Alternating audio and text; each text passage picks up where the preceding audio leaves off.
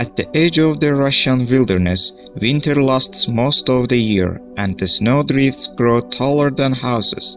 But Vasilisa doesn't mind. She spends the winter nights huddled around the embers of a fire, with her beloved siblings, listening to her nurse's fairy tales. Above all, she loves the chilling story of Frost, the blue-eyed winter demon who appears in the frigid night to claim unwary souls.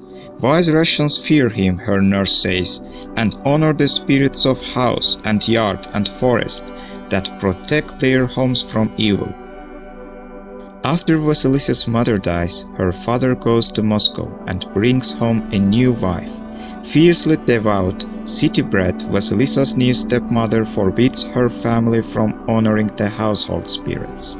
The family acquiesces, but Vasilisa is frightened, sensing that more hinges upon their rituals than anyone knows.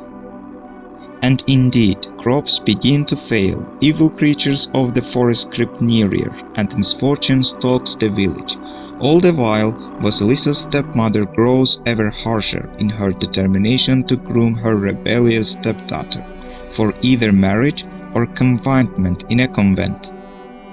As danger circles, Vasilisa must defy even the people she loves, and call on dangerous gifts. She has long concealed this, in order to protect her family from a threat that seems to have stepped from her nurse's most frightening tales.